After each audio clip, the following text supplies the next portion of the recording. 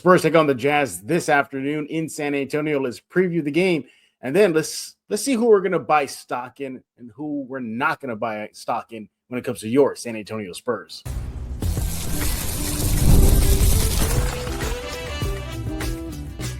You are Locked On Spurs, your daily San Antonio Spurs podcast, part of the Locked On Podcast Network, your team every day. Happy Monday and happy MLK Day. Welcome back to Locked On Spurs right here on the Locked On NBA Network. I'm your host, Jeff Garcia, Spurs writer for Ken's 5 San Antonio. Glad to have y'all back. Hope you had a great weekend. As always, thank y'all for making Locked On Spurs your first and only spot for all things San Antonio Spurs. Part of the Locked On Podcast Network, the number one sports podcast network in the land. Don't forget, subscribe to Locked On Spurs where you get your favorite podcasts: iTunes, Spotify, Ken's 5 Plus app, YouTube. You know what to do. Subscribe, become an everydayer. And for those that don't know me, I write for the Ken's 5 TV local station here in San Antonio. I am their Spurs beat writer. What are we talking about today? Seeing your screen, if you're watching on YouTube, we're going to be previewing today's game, Spurs-Jazz. It's an early tip-off, celebrating MLK Day, 4 o'clock p.m. So, got a quick game. On paper, the Spurs should win, right? It's the Jazz. Well, the Jazz have beaten the Spurs already once this season. So we're going to preview that game. And then try something new here on Locked On Spurs. We're going to call it the Spurs Stock Watch. Which player or players are we going to buy stock in right now, and which player or players are we going to sell stock on? We're going to be doing that and more. So we're bringing our guests. It's Monday. You know what that means. It's Mondays with Matt Guzman with Spurs on Sports Illustrated. Make sure to follow him on X at MattGZMAN. Matt, what's going on, buddy? Doing well. Thanks for having me back. Glad we made the Monday work again, like usual. Yeah, exactly. Yeah, it was close. Everybody. Monday almost didn't happen with Matt, but Matt made it happen, and I'm glad he was able to join us today here on Locked On Spurs to kick off the week. And Matt, let's dive into it. Spurs should beat the Jazz tonight, right? Or today, I should say, right? Let's get into some keys to victory. Let's talk about this team, and I'll kick us off here. Just a quick rundown for everybody. The Spurs coming into today's contest. Sorry, forget it. It's earlier. It's like in a few hours from now. All right, at 29-13, the Jazz are 14-28. Brace yourself, Spurs fans. The Spurs are 0-1 versus the Jazz this season. Y'all know the Spurs are coming off that incredible game versus the Timberwolves, 126-123 in San Antonio. Victor Wembanyama, 39 points in that contest, 9 rebounds, and of course, Ant Edwards. My goodness, he was unstoppable, 55 points. That was actually Matt's first 50-point game night on Media Row with me, so he was very excited about that. Yeah. And quick injury report, Devin Vassell is not playing today, according to the team.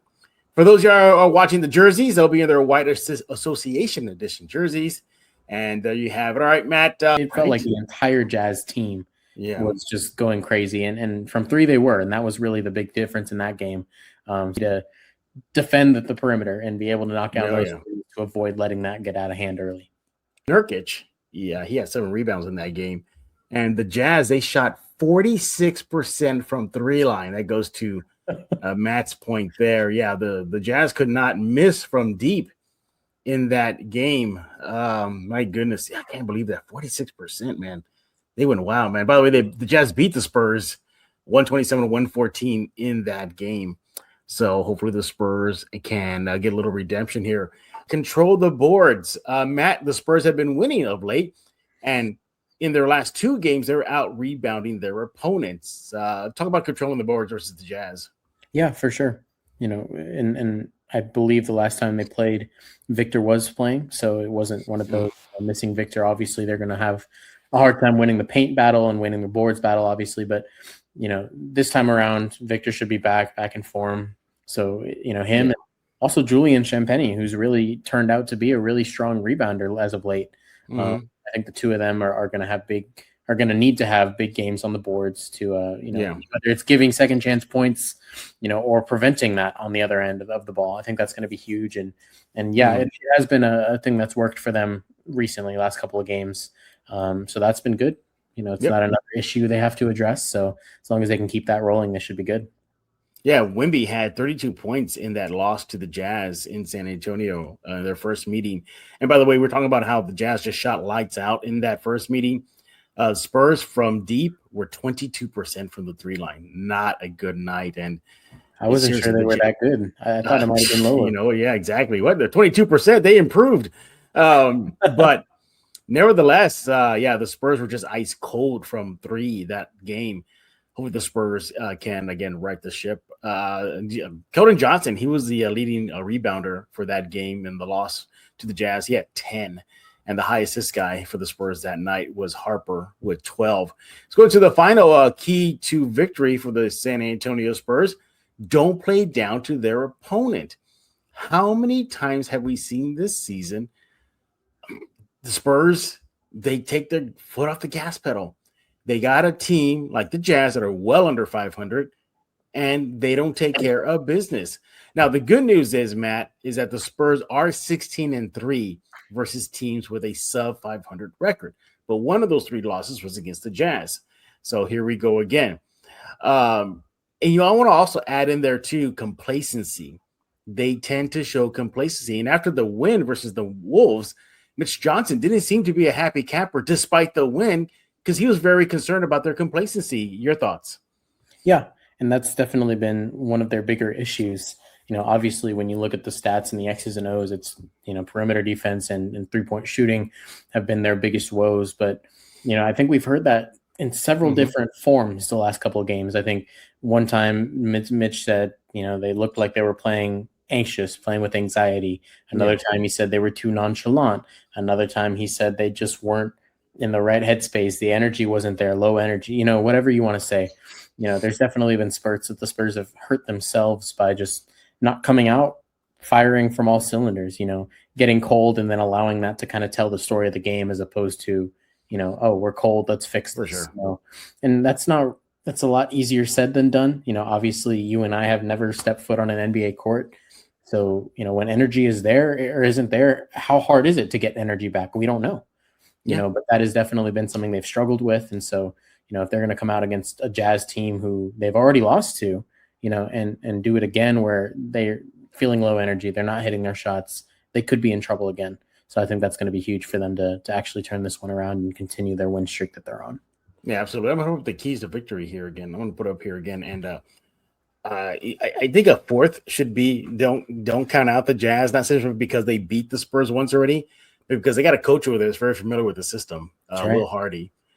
He definitely plays his former team pretty tough, and Mitch and him, they kind of grew through the Spurs system together, so he knows exactly what Mitch Johnson knows on that sideline.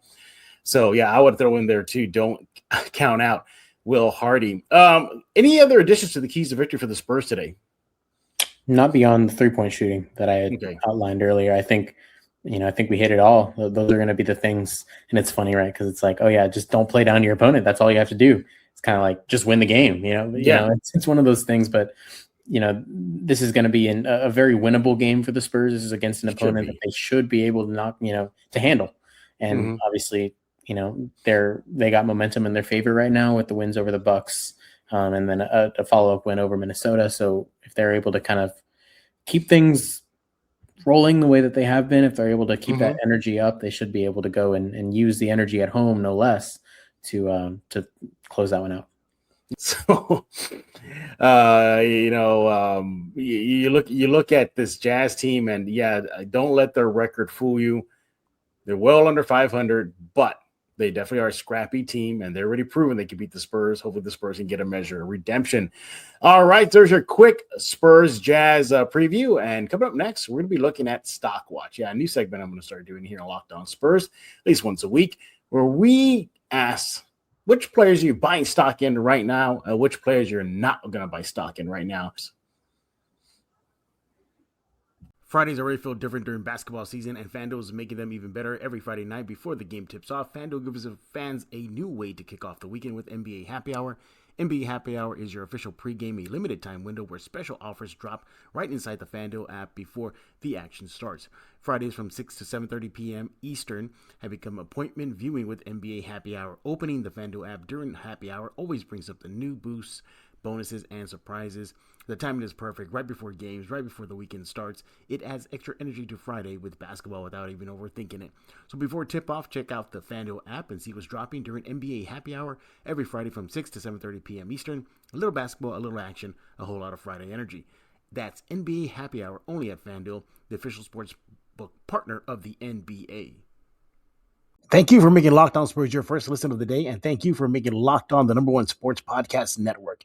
If you haven't already, go check out our new Everydayer Club. Access to ad-free audio feed for Locked On Spurs, compatible with Apple's Podcasts, Spotify, and every other major podcast app. An invite to the members-only Locked On Everydayer Club Discord server, which includes a group chat for just listeners of this show and, well, hanging out with a lot of other fans on Discord. You want to go to this website right now, lockedonpodcast.com/everydayer club. Go there right now, or just tap the link in the show notes to learn more.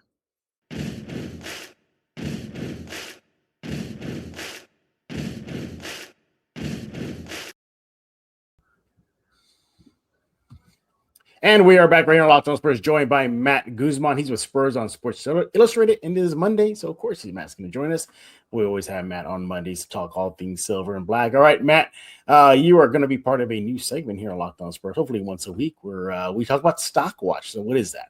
So basically is which players are we going to buy stock in right now, and which players are going to sell some stock? Because, yeah, maybe that's a bad investment right there. So let's go to, I think we agree we're going to do the bad, right? Get the stock bad stocks out of the way, right? Yeah, might as well. Yeah, let's go and do that. Yeah, so here it is, Locked On Spurs Stock Watch. Let's go and start off this conversation, Matt, with which players we are not going to be buying stock in right now. You're the guest, Matt. Go ahead and take it away. Who you're not buying stock in right now? Man, I hate this game. It sounds like I'm being mean. It feels like I'm being mean. You're not being mean. You're being an unbiased media guy. It's true. I have to be, right? Yeah. Well, let's see. I think the first person that pops in my head is Jeremy. And I think that it's been, obviously there was those couple of games where it seemed like things were starting to trend back toward maybe he's getting in the rotation again. Maybe he's going to start finding his way back into, the good graces of whatever you want to call it, the basketball gods, Mitch Johnson, whoever it might be, and I think that was, it was good. It was good to see him get, hit the floor again. Obviously he went back to dyeing his hair. It seems like he was having a little bit more fun. And that's always great to see, but I think my take on Jeremy has been, it's less about him and it's more about what the Spurs need at this moment. Mm-hmm. I think, obviously you have a guy like Victor who kind of takes over the power forward position because he's not a traditional center, and so when you look at what he's able to do versus, if you don't have a Victor, maybe your power forward is somebody you want to be able to shoot the ball. Yeah. Maybe it's somebody that you just need a bruiser because you don't have, like the Lakers haven't had depth very much. So maybe they need a bruiser as opposed to a shooter at the 4. And, right now with Victor, I think the Spurs need someone who can shoot and space the floor a little bit and who can get rebounds and bonus if they can defend. Jeremy's obviously missing that 3-point part of his game. He can't really shoot, and so that's been a struggle for him.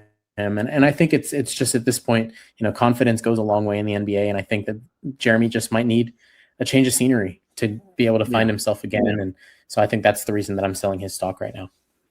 Yeah, he last played against the Bucks on January 15th. Scored 2 points in that game and grabbed 1 rebound in 10 minutes of play, committed 2 fouls. But yeah, he had a little bit of a moment there where he strung some games together from January 6th to January 15th. He was a regular in the rotation. He played on January 6, 7, 10, 13, and 15.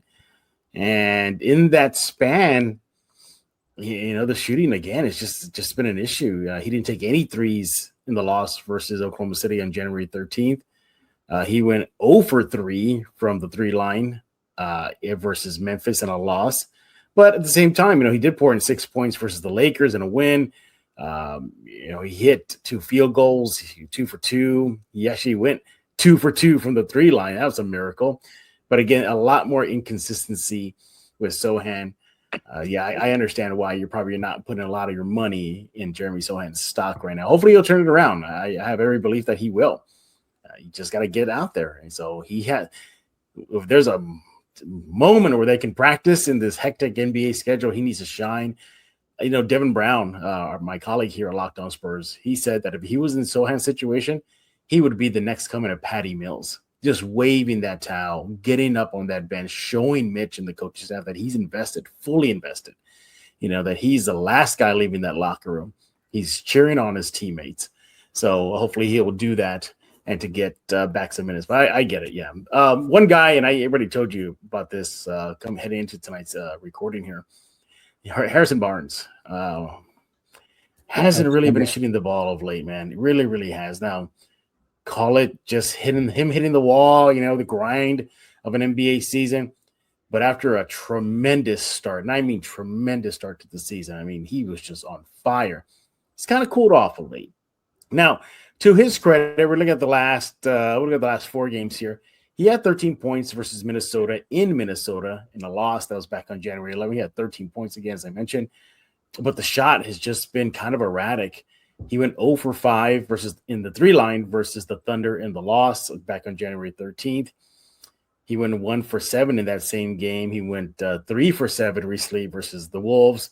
He finished with 8 points in that game, 8 rebounds. Again, not up to the standards that we saw that he could do to start the season. I mean, think about it. To start the season, he dropped 24 points versus Houston on November 7th, 23 versus Memphis on November 18th. His 3-shot, he went 7 for 12 on December 2nd versus the Grizzlies. So it seems to me that maybe he hit a little bit of wall. If I'm selling stock on him right now, it's more of a short-term sale because I truly believe he'll get back in form. But if I'm selling stock right now, I might sell some on Barnes. What do you think? Yeah, I was going to ask that clarifying question, whether you would be open to rebuying this stock in Harrison, because I am. And that's the thing with him is this is going to be an unpopular opinion. I know a lot of fans especially are they tend to be doomsday when things like this happen. So they're ready to ship him off on the next plane, but not me. That's for sure. I think with what Harrison brings, obviously the shooting, and we know what he's able to do, when he's hot. And that was clear at the beginning of the season. That was clear last season when he shot really well. I think it's one of those things where, beyond just the shooting, beyond, what he brings on the court, he's been a really big veteran piece of this roster. Oh, for sure. You talk about the Minnesota game where he had, 13 points on the road. He was the only player that spoke, to be the player's voice, and that's happened a couple times. And so it's just something that, that's something that he brings to this roster. He's a very level-headed player, very level-headed, somebody who can handle himself, knows how to be composed. He's always, working on his game. And so I think the thing that I wanted to add to that was, he's a really, really good example of leadership by doing, because obviously he hasn't been shooting it very well. So what is he going to do? He's going to take the shooter's mindset that all shooters should have. He's going to keep shooting. He's not going to lose confidence. He's going to keep working. He's going to figure it out, and then he's going to get back on track. And if he can get back on track, which, like you said, I believe he will, that's all of a sudden a huge, huge thing that any player on the Spurs can look to. Right. And they start having their struggles, and they can look at Harrison and be like, well, look what happened to him, and now he's back. So, I think it's a really good opportunity for him to lead by example. But I mean, at this moment, I don't blame you. He has not really been contributing well from 3-point the way he should. Yeah, and the good news is that his stock is trending back on a spike, and that's good. As mentioned, in a loss versus Minnesota on January 11th, 13 points, 5 for 11 shooting, 46% shooting, and 3 for 6 from the 3-line. And then his stock kind of plummeted a little bit. That following game versus the Thunder, he went 1 for 7 from the field, 0 for 5 from the 3-line, and finished shooting for the game 14% for that game. But again, the stock is trending up. You look at the 2 wins right now that they're on, the 2-game win streak right now. 8 points, Minnesota, 6 points, Milwaukee, 3 for 7 shooting, 2 for 5, 40% there. So it's trending in the right direction. He's contributing in other ways too. He had 4 defensive rebounds, 4 offensive rebounds. I thought that was huge in that win versus Minnesota. I can't count that out. 4 offensive rebounds. I bet those 4 offensive rebounds aren't registered. Maybe the Spurs don't sneak out a win versus the Thunder. So his stock is trending the right way. I would not be opposed to rebuying that stock later on. All right, so we got that out of the way, but which players are we buying stock in? Which one we're saying, you know what? Here's all our money. We need to have this player stock on our side. So about that coming up next right here on Locked On Spurs. During basketball seasons, there's nothing like being in the building, the energy, the crowd, the first big run that gets everyone on their feet. Fans want to be there for those moments, not stuck refreshing screens or guessing for what tickets are really going to cost. That's where Game Time comes in. The Game Time app gives fans the advantage back, making it incredibly easy to score amazing tickets fast, simple, and without the guesswork. Browsing the Game Time app is straightforward and intuitive. Finding tickets takes just a few steps. See the views from your seat before buying, making choosing tickets easy and confident. Prices include fees up front, and the total is clear from start. Featured with zone deals to help unlock great seats and even better value. Whether it's an NBA game or another live event, everything is right there in one place. Take the guesswork out of buying tickets with Game Time. Download Game Time app, create an account, use code LOCKEDONNBA. That's LOCKEDONNBA for $20 off your first purchase. Download Game Time app today. Get in on the action.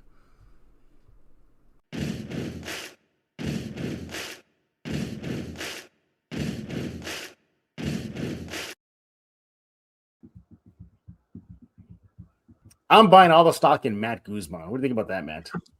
Thanks. I'm glad you came around. I know you passed up on that opportunity a few times, and I'm glad to hear that. They're penny stocks, but I'll take it. I'll take it. He is Matt Guzman with Spurs on Sports Illustrated. Follow him on X at MattGZMAN. Again, it's Monday. You know what that means? Mondays with Matt right here on Locked On Spurs. What are we doing? We're trying out a new segment here called the Locked On Spurs Spurs Player Stock Watch. So we just took care of the players that we're not buying stock in. Which players are we buying stock in right now? We're saying at the table, at the stock exchange right there, NYSE on Wall Street, we're like, buy, buy, buy. Who would those players be? Again, Matt, you're the guest, so you kick us off once again. Who are you buying stock in right now? You know what? I'm going to go ahead and exclude Victor from this conversation. Yeah, that's too easy. Yeah, that's way too easy. I bought his stock after the first Summer League game when he said, I have no idea what I'm doing.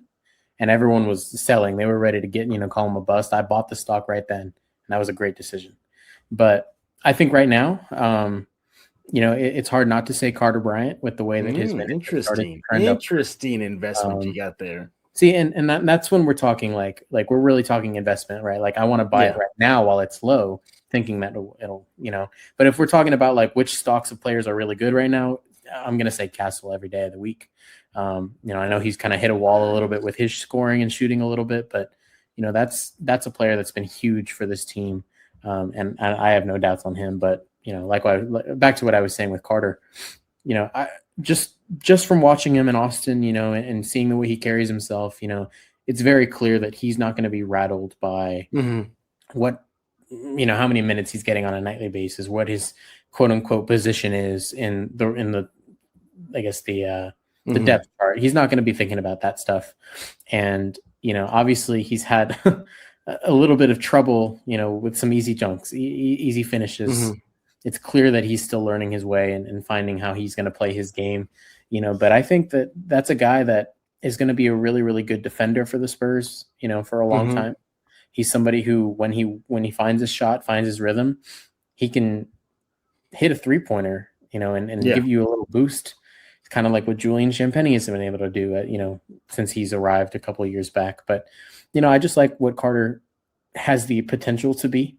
And that's why I'm buying his stock right now, especially as his minutes are beginning to get a little bit upward, and obviously these dog days that we're calling it, this is the time for Carter to kind of show that, hey, like I'm ready, I'm here. And that way when things start picking up again post All-Star break, he's not going to be buried at the end of the bench. Even if he's not going to be getting 15, 20 minutes, he'd rather be getting 10 and making them count rather than being at the end of the bench, because things didn't go well. So I'm buying his stock right now. Oh man, that could be one of those sneaky investments or at this juncture of the season. We're close to the All-Star break. We're not there yet, but we are past the midway point of the Spurs season. And aside from one game to Austin, that's it. He hasn't been permanently assigned to Austin or sent on a long-term plan to come back later. Even Mitch Johnson said it was just at that time, it was a one-time thing. They just wanted him to get a little bit more reps in. That says a lot of what the coaching staff thinks of Carter Bryant. And for him to getting minutes over Sochan, a veteran on the roster, just a veteran in the NBA period. Yeah, that speaks volumes. So looks like Matt might be going going like this at the end of the season. Like, say, I bought early. All right, who am I buying stock in right now? I'm going to put his picture on your screen in just a few seconds. I find myself a good one here. All right, I'll put this picture up there. Buying stock in De'Aaron Fox right now. I'm buying stock on him. Let's go over his last 5 games. In the last 5 games, 25 points in a win versus Minnesota, 18, 14, 12, 21 at Boston. He's quietly being a consistent player for the Spurs, and it goes beyond that. What about facilitating? 12 assists in the win versus Minnesota on January 17th. He had 6 at Boston. What about, I don't know, let's go with shooting. Yeah, okay, 59% versus Minnesota recently, January 17th. 60% versus the Bucks. 56% shooting versus the Thunder and the loss. The list goes on and on. And he has 3 games in a row where he's connected on 2 or more 3-point shots. And outside of maybe that one outlier versus the Thunder where he only had, 9 shot attempts, which was just like, I don't get it, But outside of that, he's trending in the right direction. He's showing that as of now, he's a quiet, steady force for the team. And, yeah, I like what I'm seeing out of Fox lately. Your thoughts? Yeah, I think he's another polarizing player at this moment. I think a lot of people, I think the expectation, I think some people's expectation is that, he is a 30-point per night scorer. And I don't think that's realistic. I don't think that's, he's more than capable of doing that on any given night, if he wants to score 30. But, what he's been able to do, especially as, it's going to be a push and pull, a give and get all season long with him, Castle, and Dylan Harper. And I think it's just kind of funny to me. I hate entertaining, what I see online because it's just so reactionary. Yeah. Everybody was super high and super excited when the 3 guards were doing things, and everything was working and the shots were falling and the Spurs were rolling. And now everyone wants to get rid of Fox because, he's shooting poorly the last couple of games because the Spurs as a whole are figuring some things out, So there's never a doubt that Fox has been one of the best scorers for the Spurs, is one of the better shooters on the team, somebody who can deliver when needed. And so I like that you're buying stock in him because, the last few games aside, this season he's proven that he can score. And he's also proven that he's going to have off days just like everybody. Yep. But as the Spurs are continuing to figure this thing out, they're still very young in this stage that they're in. They haven't been used to this kind of success. It's going to happen. And so, I'm not worried about Fox. I don't think anyone should be worried about Fox. So I think it's a good investment. Yeah, in the last 3 games in total, he's averaging 19 points per game, 4 rebounds, 7 assists. And he is averaging, 58% shooting. And so I get this right. And 58% shooting from the field and 50% from the 3 line. So not too shabby. And then you can dig a little deeper. Why I'm buying stock in? He's showing that he's going beyond just points right now. This so far through the month of January, through 9 games played, he's also chipping in 5.6 rebounds per game. So far, that's a season high average for him this season. And that's just rebounding. So he's crashing the boards. And also, too, by percentage points for the month of January through 9 games played, he's averaging 5.8 assists. That's so far a season high average for him this season. The next is 5.5 in December. So a little bit more attention to that department as well. Even from the free throw line, his percentage is up this month to 76%. Last month, it was 75%. So, again, he's trending in the right direction. So, yeah, overall, I'm buying stock in De'Aaron Fox. Matt, we made our investments, man. We're going to be rich, aren't we? I hope so. I really hope so. Well, the Spurs are going to be rich. Hopefully the Spurs are the ones to benefit from this. All right, there you have it. The inaugural Locked On Spurs player stock. By the way, I invested a lot of money in I reinvested my money in this graphic you're seeing right now, Matt. So there you go. There it goes. There goes that was an expensive graphic. All right, Matt. Well, by the way, before I let Matt go, everybody, again, if y'all want to chime in and who do y'all think we should be selling stock in or buying stock in right now on the Spurs roster, let us know. Let Matt know on X at Matt GZM, and let me know on X at Jeff G Spurs Zone. Matt, tell us what's going on in your neck of the woods over at Spurs on Sports Illustrated. Yeah, well, I just wrote a story about Victor and Anthony Edwards, not really in the context of the game, more like, both of them are seemingly on the cusp of being the face of the league, but neither player really wants to say, yeah, it's me, or yeah, I want that. So just I wrote about the two of their dynamics and the way they've been facing off against each other, but seemingly battling for a title that nobody wants. So it was an interesting one to tackle, but yeah, I got that posted on Sunday. Nice. Keep an eye out for that. But the best way to go to Matt's X profile at Matt GZM. And by the way, everybody, the Spurs and Wolves, they finished their regular season series, so that's it for the season. I tried to get Matt to go with me to the Minnesota locker room just to experience an Anthony Edwards huddle. Man, and then think about it, when we came back, it was me and a couple other media people. We both all looked at Matt like, yeah, you should have gone. He should have gone. But next time, Matt, right? Next time. That's right. I'll be there. Yeah, he'll be there. I'm going to drag Matt next time. It's an experience, man. He's just so, like, he don't care what he says. He just lets it fly, man. But he's fun. He's fun. Yeah, again, follow Matt on X at MattGZ, man. Do that right now. Matt, as always, we thank you for taking time out of your schedule to join us here on Locked On Spurs. And again, he's Matt Guzman with Spurs on Sports Illustrated. Everybody else, we thank you all for making Locked On Spurs your first listen each and every day. Free and available wherever you get podcasts, iTunes, Spotify, Ken's 5 Plus app, YouTube. You know what to do.